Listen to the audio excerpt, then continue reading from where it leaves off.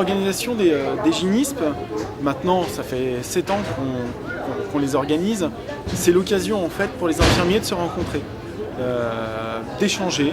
C'est les buts de l'association, c'est de pouvoir confronter un petit peu les pratiques des différents départements.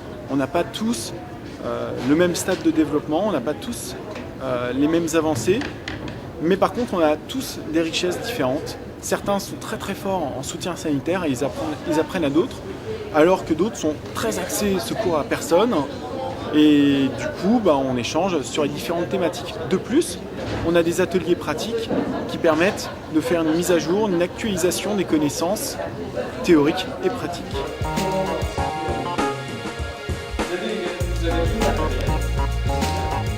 Pour nous, c'est très agréable de travailler avec des personnes qui sont intéressées par le sujet et qui s'impliquent. On a eu que des groupes effectivement très intéressés.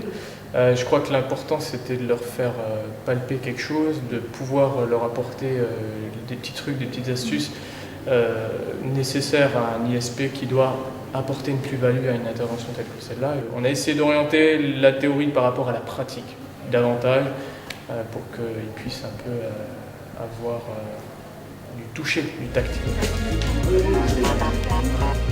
C'est une chose que je ne fais pas dans mon activité principale, donc c'est quand même très intéressant de voir comment se passe un accouchement, d'apprendre les bons gestes. Voilà, c'est facile quand c'est sur un mannequin. Je pense que quand ce sera dans la vraie vie, ce sera moins drôle.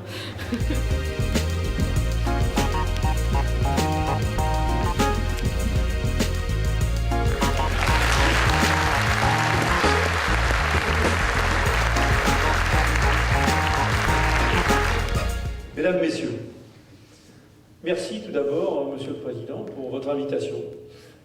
Certes, l'Union départementale et le service départemental d'incendie et de secours sont partenaires de votre congrès.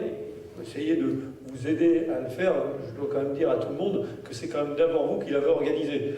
Le SDIS est partenaire, j'allais dire naturel, puisque le SSSM et les infirmiers font partie des SDIS. Donc il était naturel que le SDIS soit partenaire, surtout que le président de l'association a demandé qu'on soit partenaire. Donc c'est avec un grand plaisir qu'on a accepté ce partenariat, et parce qu'une manifestation de cette ampleur, avec près de 500 infirmiers de quasiment toute la France, c'est formidable. Hein, et donc c'était vraiment une très grande réussite, et on est satisfaits, nous, d'avoir pu contribuer un petit peu à ce que ça se soit passé dans de bonnes conditions. Mais la question ne s'est même pas posée, puisque forcément, les infirmiers faisant partie du corps de sapeurs-pompiers, il était naturel que le SDIS soit derrière vous.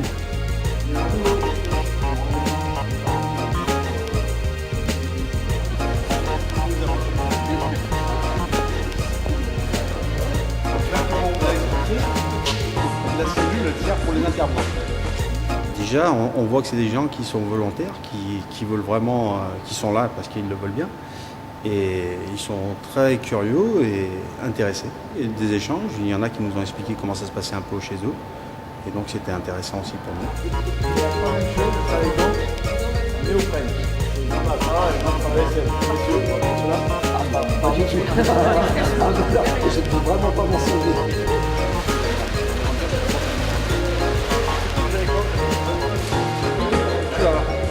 Les compresses, les poids désinfectés. C'est bien fait penser.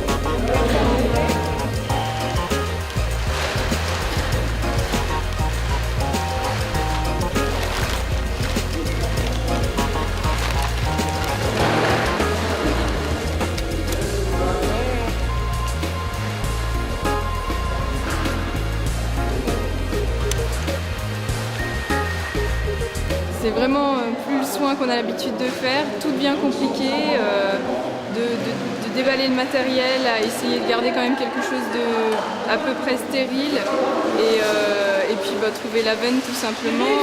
Voilà. Bon, là c'était des veines de mannequin en plus, donc très facile à trouver, mais plus du tout les conditions de travail qu'on connaît, même quand on est dans le cadre de l'urgence. Et après, vraiment.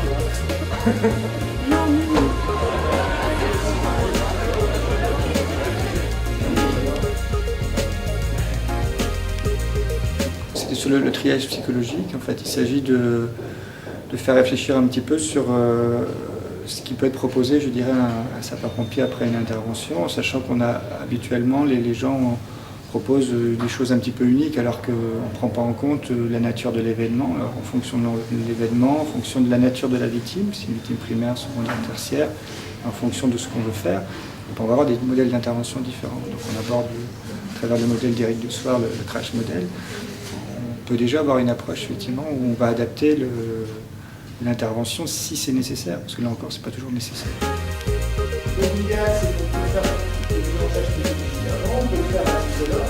Ben moi, j'ai été un petit peu bluffée par l'utilisation des 3 réglettes pour évaluer l'aspect psychologique, enfin l'état psychologique de la personne. Et ça, je pense qu'on peut s'en resservir, même si on n'a pas toute la formation qui a été faite avec le PowerPoint. Il y a une formation qui a été faite, donc après, il faut un peu creuser.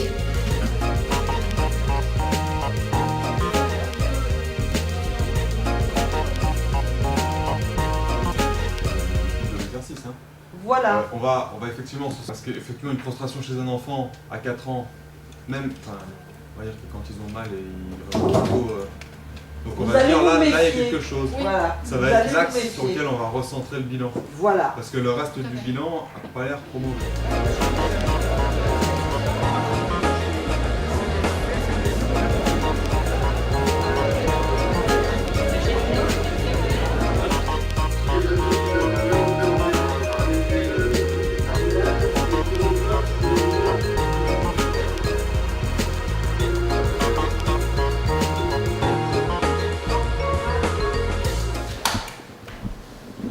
Alors, des questions? Des interrogations? Véro Daniel, est-ce que ça vous parle? Est-ce que de 20 à 30 minutes, le GNR, c'est ce qu'il dit, hein. Il faut enlever le jet d'eau dans le seul risque de l'hypothermie induite par l'application prolongée. C'est nécessaire de le faire. Dans cette vertu-là, il faut penser, et ça apparaît sur notre protocole de surveillance, en haut à droite, que le gel d'eau ne va pas au-delà de 20% de la surface corporelle totale. On parle pas de la surface corporelle brûlée, bien de la surface corporelle totale. Pareil, dans ce souci de l'hypothermie qui induite.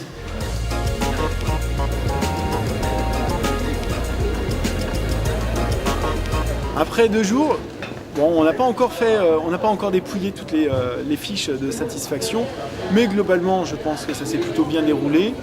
On commence à avoir une petite expérience. On avait quand même 450 infirmiers. C'est pas le fruit du hasard, c'est du bouche à oreille. Chaque année, de plus en plus de personnes viennent, et je pense que cette année sera une excellente année.